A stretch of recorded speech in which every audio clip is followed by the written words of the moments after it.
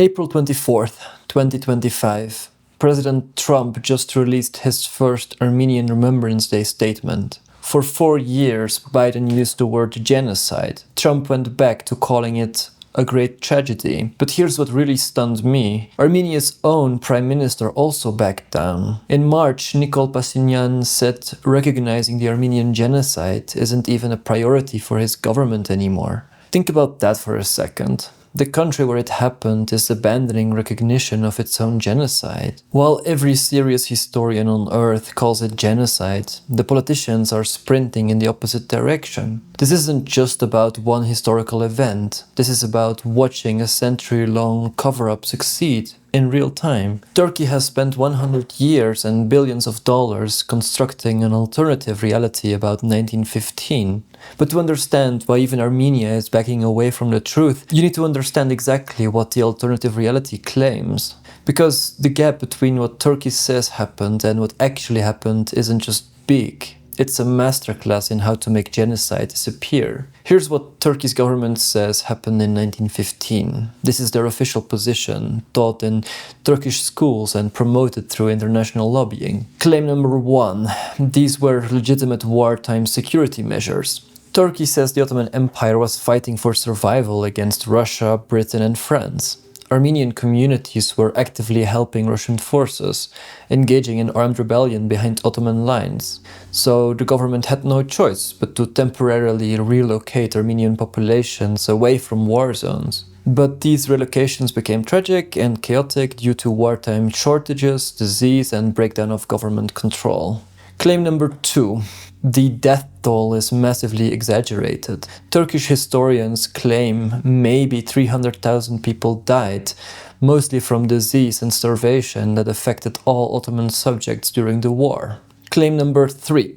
There was no systematic plan and no genocidal intent. Everything was just tragic wartime displacement that got out of control. President Erdogan captured this perfectly in 2014 when he offered condolences for or shared pain. Shared pain, Muslims and Christians suffering equally from wartime chaos. Now, this narrative has serious institutional backing. Turkey spends millions every year on lobbying firms, university programs and think tanks to promote this version globally. When historians finally gained access to Ottoman archives, German diplomatic records and survivor testimonies, every single Turkish claim collapsed. April 24th, 1915, 8 p.m., Constantinople. Ottoman authorities begin mass arrests of Armenian community leaders. The Holocaust Memorial Museum confirms 240 arrests that first night. Within days, this expanded to 2,345 total arrests and deportations. But here's the key detail. These weren't soldiers or suspected collaborators. These were poets, doctors, lawyers, teachers and clergymen. People who lived 500 miles from any battlefield. People who had never seen a Russian soldier. By May 27, 1915, the Ottoman Parliament passed the temporary law of deportation, making Armenian removal official government policy. But here's what destroys the emergency response narrative. The Committee of Union and Progress, the ruling party, had been planning this since March 1915. First arrest community leaders, then pass legal framework, finally systematic implementation across the empire. That's not panicked wartime response. That's the choreography of planned genocide. Now about those casualty figures. Turkey claims 300,000 deaths from general wartime conditions. Historians using cross-verification from multiple archives place the death toll between 600,000 and 1.5 million. But here's the crucial difference. Even the conservative estimates represent systematic extermination of a specific population, not general wartime mortality. And we know this because historians found something extraordinary. The perpetrators had documented their own genocide.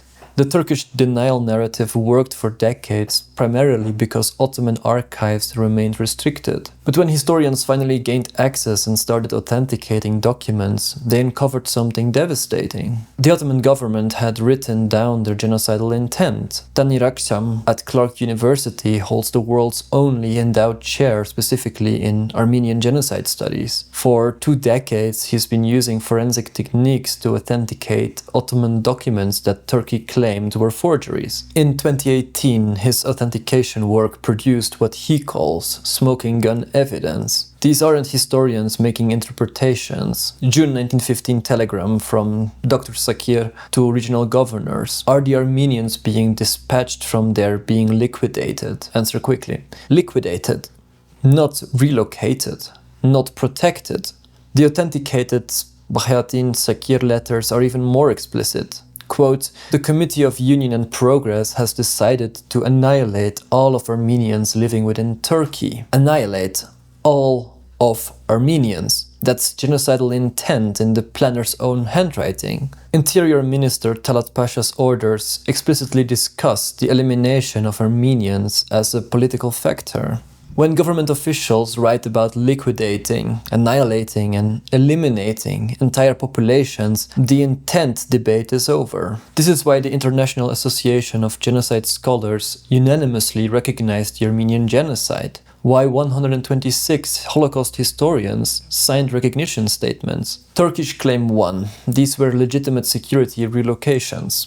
If that were true, explain this. Why relocate Armenian grandmothers and disabled children into the Syrian desert? What military threat did they pose? Why destroy Armenian churches and schools in areas that never saw combat? Why forbid people from taking food during temporary relocations if the goal was their survival? Stanford historian Bert Pontenot states that there's near consensus among scholars who study genocide that this was systematic extermination, not security policy. Turkish Claim 2. Armenian collaboration forced our hand.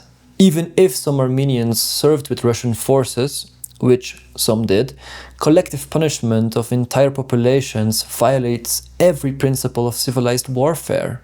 This logic would justify exterminating all German Americans during World War I or all Japanese Americans during World War II. Actually, the US did intern Japanese Americans and later recognized that was wrong. But internment isn't systematic extermination. The vast majority of Japanese Americans survived the war. The vast majority of Ottoman Armenians did not. Turkish Claim 3. Death tolls are Armenian propaganda. Historians don't rely on Armenian sources alone. They use systematic cross-verification from multiple independent archives.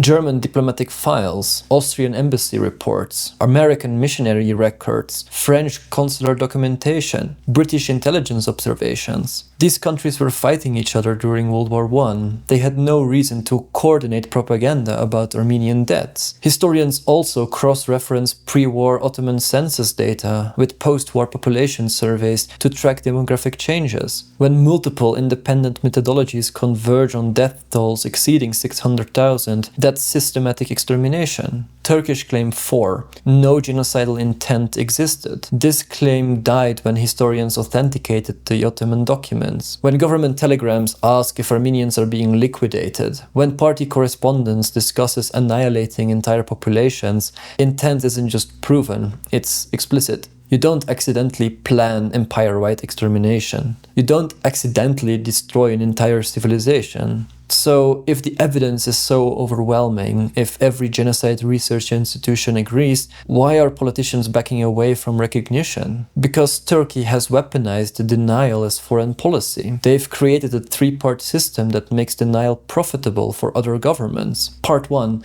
Military leverage. For decades, Turkey's NATO membership gave them veto power over Allied recognition efforts. Countries needed Turkish bases, Turkish cooperation in Middle Eastern conflicts, Turkish support for regional operations. When Germany recognized the genocide in 2016, Turkey threatened to withdraw cooperation on Syrian refugees and NATO missions. Part 2. Energy politics. Turkey controls the pipeline system carrying oil and gas from Central Asia to Europe. Countries wanting energy security think twice about angering Turkey. Israel gets 30% of its oil through the Azerbaijan-Turkey pipeline. That's why a country founded by genocide survivors has been careful about Armenian genocide recognition. Part 3. Academic and economic pressure. Turkey funds university programs, lobbying firms and think tanks that promote their narrative internationally. When scholars challenge denial, Turkey restricts archive access, cancels academic partnerships, applies diplomatic pressure. This is how you institutionalize denial, despite overwhelming contrary evidence. Something shifted around 2016 when Turkey's strategic value declined. They bought Russian weapons, clashed with NATO allies, moved towards authoritarianism. Germany broke ranks. The Netherlands followed. Biden made the breakthrough. But Trump's 2025 about face shows how quickly recognition disappears when administrations change priorities. And Armenia abandoning recognition of its own genocide? That's realpolitik, trumping historical truth. This case reveals something disturbing about how historical truth works in practice. Evidence doesn't automatically translate into recognition. Historical truth requires political protection. When Raphael Lemkin coined genocide in 1944, he explicitly cited the Armenian case as why such a legal concept was necessary. But legal definitions mean nothing without institutions committed to maintaining them. Today we have more evidence than ever. Forensic authentication, international scholarly consensus, the perpetrator's own documents, yet political recognition is retreating because strategic interests override documented facts. This teaches us that historical truth is fragile. It needs constant defense against organized campaigns that profit from denial. If overwhelming evidence isn't enough to secure recognition, then historical truth depends entirely on political will. And when political will evaporates, even the most documented genocide can be bargained away. The Armenian Genocide proves that you can successfully deny historical truth for a century if you have enough leverage and commitment. Turkey's denial campaign has convinced politicians worldwide to trade historical accuracy for diplomatic convenience. But they can't change the evidence. Every major genocide research institution recognizes this as a genocide. The forensic proof is overwhelming. The next time you hear politicians use euphemisms like tragic events instead of genocide, remember this.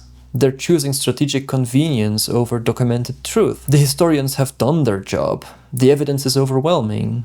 The politicians are the ones failing. Historical truth needs defenders, because if documented genocide can be bargained away, then historical truth depends on people who refuse to let it happen.